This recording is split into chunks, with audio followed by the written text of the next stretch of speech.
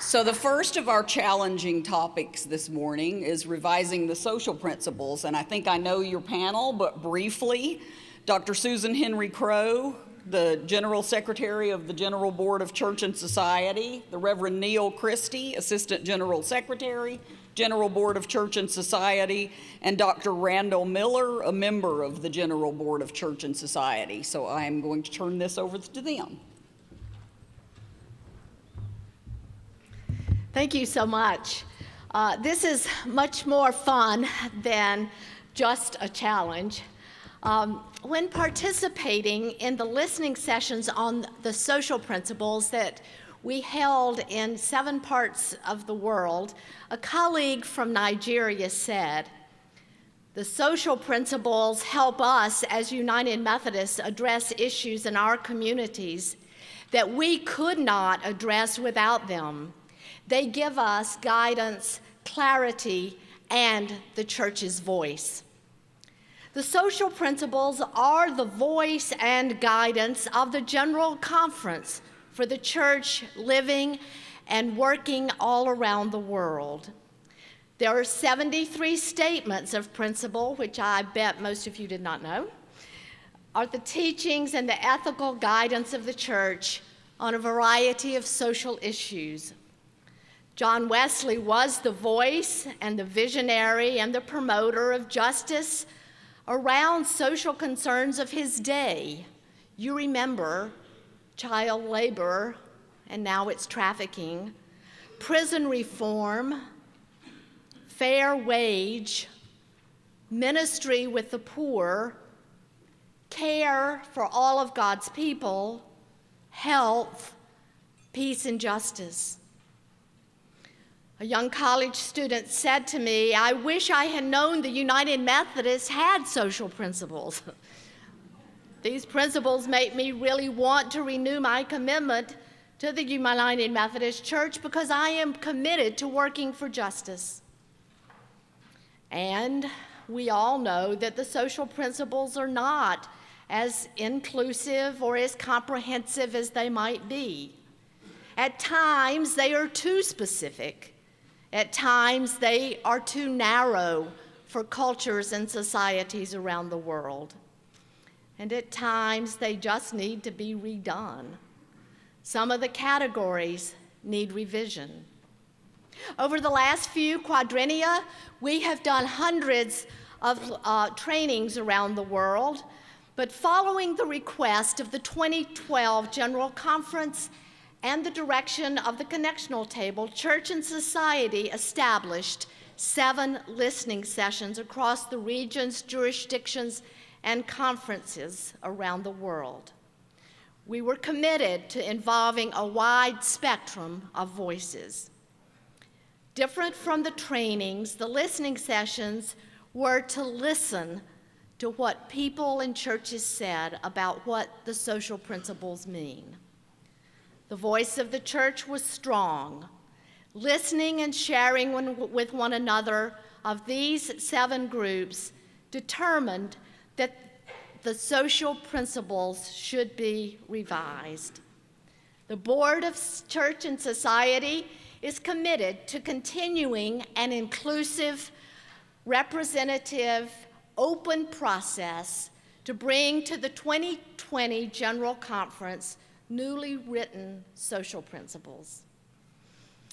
One of the things that we did at the end was to have 2 writing teams, and they followed 2 very different processes to see how it would work. They worked in different ways, they had a different starting point, and they ended up with a different writing. You will hear just a little bit more about that. It was fun. It was engaging, it was thoughtful and reflective. It is my pleasure to introduce my colleagues to give you a glimpse into the process and ways forward for developing revised social principles for the 2020 General Conference.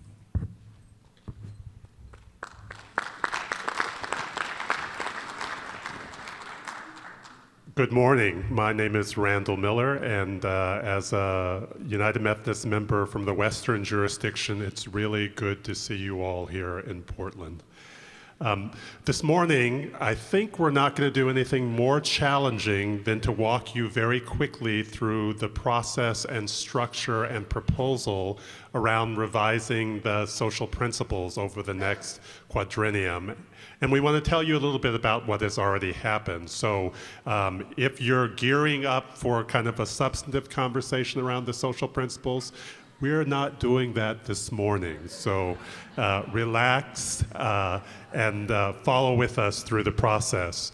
So in my first years as a delegate, I always had to remind myself as I got lost in all the reams of paper is that there always is a particular piece of legislation that focused my attention on all of these concepts and projects and timelines that were being thrown around.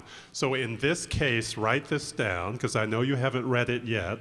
The report we're talking about is on page 199 of the ADCA, and it refers to petition or resolution 60062. So you don't have to read it right now, but page 199, petition 60062. As Susan said, at the last general conference,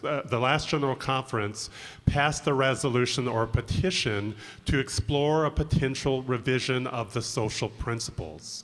The impetus of that revision of the social principles was to see if we could make them speak to the global context in which the church and we are now living and doing mission and ministry.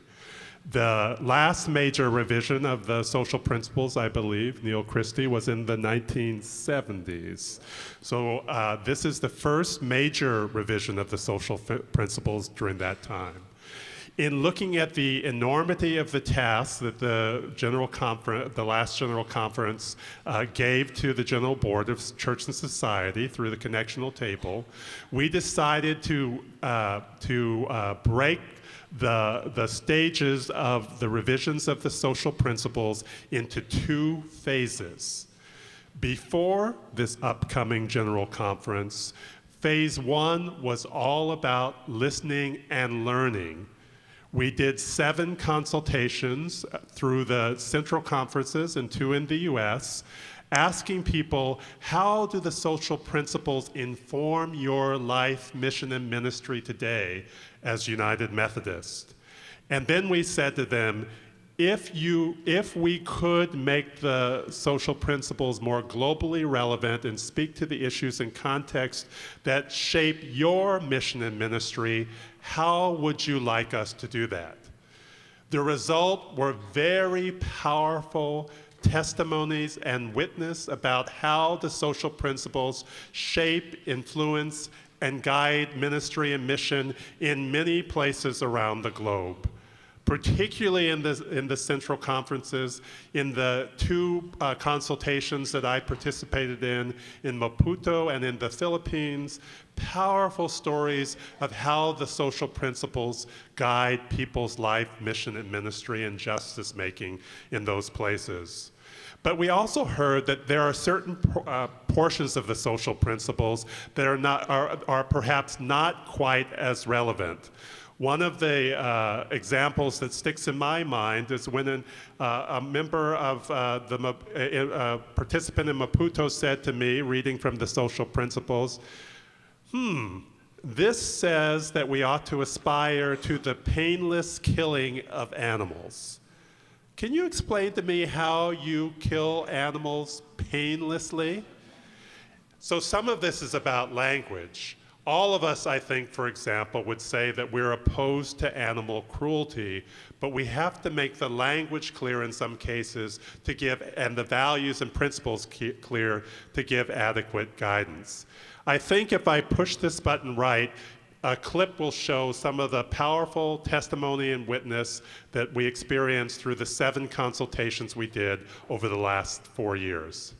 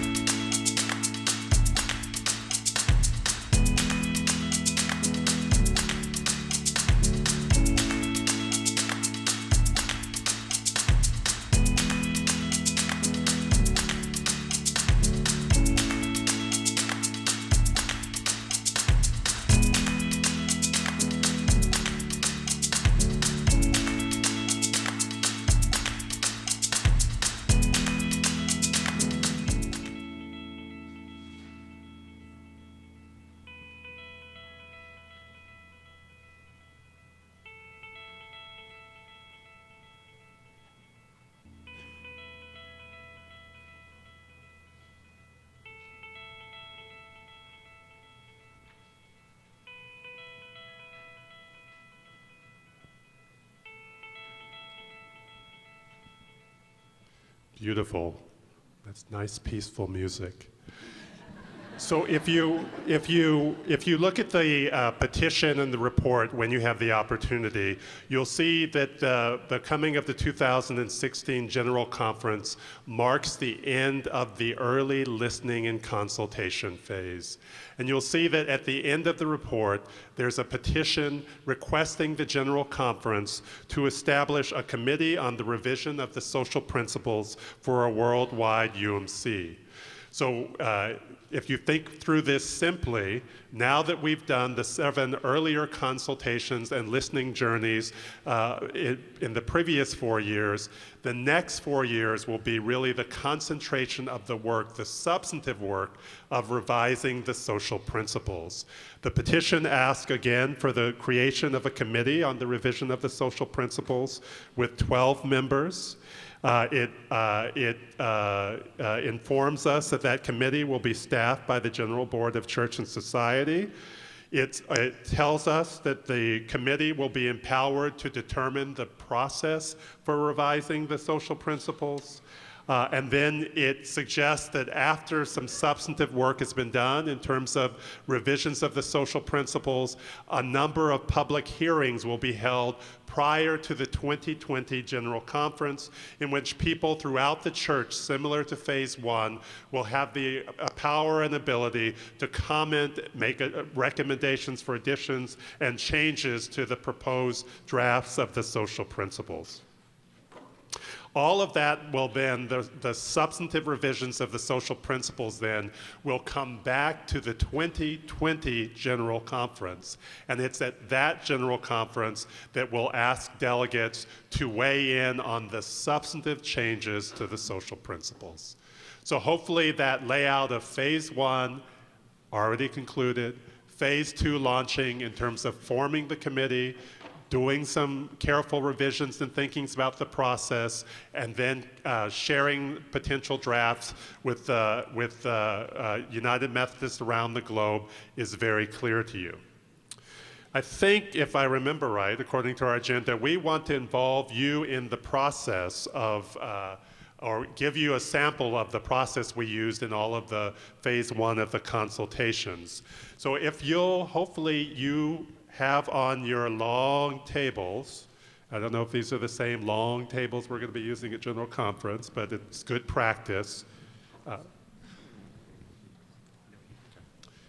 We're going to ask you for about, I think we don't have the full 10 minutes, so this is just going to be a snippet. So for about 7 minutes to take a look at the social principle. Let's see if we can get that up. There. Oh. So that. Oh, there it is in front of me. I was going to say it's very difficult to read this sideways. So I'm going to read the social principle to you. You should have the red book somewhere on the end of the table, but at least as long as 1 or 2 people in your group have it, not everyone needs to have it. And we want to ask you to look at this social principle and answer this question. How does the current social principle on economic community serve to empower mission and ministry in your local context? So this was the key question we asked all of those who participated in those 7 consultations in Phase 1. How does this social principle inform and empower mission and ministry in your local context? You'll see that question on the back of this white card. And let me just quickly read that social principle to you. We claim all economic systems to be under the judgment of God, no less than other facets of the created order. Therefore, we recognize the responsibility of governments to develop and implement sound fiscal and monetary policies that provide for the economic life of individuals and corporate entities, and that ensure full employment and adequate incomes with a minimum of inflation. We believe private and public economic enterprises are responsible for the social cost of doing business, such as employment and environmental pollution, and that they should be held accountable for these costs. We support measures that would reduce the concentration of wealth in the hands of a few. We further support efforts to revise tax structures and to eliminate governmental support programs that now benefit the wealthy at the expense of other persons. So just for a few minutes, turn to a group of others around you, 3, 4, 5, or 6, and share a little bit for just about 6.5 minutes now about how this has informed and empowered the ministry in your local context. Ready? Go. I'd like to thank you for joining us in this session, and we hope that this gives you just a small taste of what the 193 United Methodists from around the Connection have participated in the past several years. As you can see from the tables, there's a multiplicity of perspectives. There are many theological convictions, and yet there is one unity in Christ. And that was the sense that we had during these conversations, these listening conversations. The Book of Discipline states that the social principles are intended to be instructive and persuasive in the very best of the prophetic spirit. It is our hope today that you have been persuaded. And as someone who has facilitated these 7 consultations, I know how important the social principles are to our United Methodists across the Connection. Church and Society is excited about continuing the dialogue across the church. And if you have questions regarding the process of what will happen next, feel free to find Susan, feel free to find Randall or myself after this session. We'll be glad to talk with you. Just a reminder that what you'll be voting on is an affirmation of the continued process, not a new set of social principles. That will be in 2020, but you will be voting on an affirmation of a process that has begun this quadrennium and that will continue into the next quadrennium. So we invite you to please stop by the Church and Society booth, which is located just outside of this room. Over the last few years, we have visited with many United Methodists from across the Connection to see how their communities are living out the social principles. At the booth, we invite you to pick up a flash drive. It looks like this. It's of videos, and it's a video series. You'll receive a brief overview of what we have heard during our consultations, why the social principles matter, and how they actually make a difference. And so now, if you have taken notes on those cards that are at your table, we invite you to pass them to the end of the row where we'll have staff pick them up. If you have some comments, we're eager to review them. And if you are interested, since we do not have enough booklets, if you're interested in ordering booklets from Cokesbury, we encourage you to do so. They are available for the remainder of this quadrennium. Thank you again for your participation, your full participation. And those of you who have a Social Principles booklet, these are yours to keep. Thank you again.